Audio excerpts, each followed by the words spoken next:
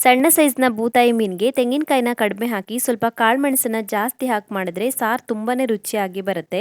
ಮೊದಲಿಗೆ 1 kg ಆಗೋಷ್ಟು ಬೂತಾಯಿ ಮೀನನ್ನು ಚೆನ್ನಾಗಿ ತೊಳೆದು ಕಟ್ ಮಾಡಿ ಉಪ್ಪು ಮತ್ತು ಅರಿಶಿನ ಪುಡಿ ಸೇರಿಸಿ ಮ್ಯಾರಿನೇಟ್ ಮಾಡ್ಕೊಳ್ಳಿ. ನಂತರ 8 ಬ್ಯಾಡಗಿ ಮೆಣಸಿನಕಾಯಿ, 1 ಚಮಚ ಆಗೋಷ್ಟು ಧನಿಯಾ ಕಾಳು, 1.5 ಚಮಚ ಆಗೋಷ್ಟು ಕಾಳು ಮೆಣಸು, 1/4 ಚಮಚ ಜೀರಿಗೆ, 2 ಚಿಟಿಕೆ ಮೆಂತೆ ಕಾಳು, ಹಾಗೆಯೇ 1 ಚಿಟಿಕೆ ಆಗೋಷ್ಟು ಓಂ ಕಾಳನ್ನು ಒಂದು ಬಾಣಲೆಗೆ ಸೇರಿಸಿ ಮಧ್ಯಮ ಊರಿನಲ್ಲಿ ಡ್ರೈ ರೋಸ್ಟ್ ಮಾಡ್ಕೊಳ್ಳಿ.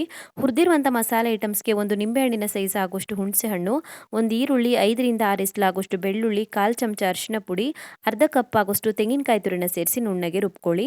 ನಂತರ ಒಂದು ಪಾತ್ರೆಗೆ 3 ರಿಂದ 4 ಟೇಬಲ್ ಸ್ಪೂನ್ ಆಗೋಷ್ಟು ಎಣ್ಣೆ ಹಾಕಿ ಅದಕ್ಕೊಂದು ಸ್ವಲ್ಪ ಕರಿಬೇವಿನ ಎಲೆ, ಶುಂಠಿ, ಹಸಿಮೆಣಸಿನಕಾಯಿ ಹಾಗೆಯೇ ಚೆನ್ನಾಗಿ ಹೆಚ್ಚಿರುವಂಥ ಈರುಳ್ಳಿನ ಸೇರಿಸಿ ಸ್ವಲ್ಪ ಹೊತ್ತು ಚೆನ್ನಾಗಿ ಫ್ರೈ ಮಾಡಿಕೊಂಡು ನಂತರ ಅದಕ್ಕೆ ರುಬ್ಬಿರುವಂಥ ಮಸಾಲೆನ ಸೇರಿಸಿ ಮಸಾಲೆನ 2 ರಿಂದ 3 ನಿಮಿಷಗಳ ಕಾಲ ಚೆನ್ನಾಗಿ ಫ್ರೈ ಮಾಡ್ಕೊಳ್ಳಿ. ನಂತರ ಅದಕ್ಕೆ 2 ಲೋಟ ಆಗೋಷ್ಟು ನೀರನ್ನು ಹಾಕಿ ಮುಚ್ಚಳ ಮುಚ್ಚಿ 10 ನಿಮಿಷಗಳ ಕಾಲ ಕುದಿಸ್ಕೊಳ್ಳಿ.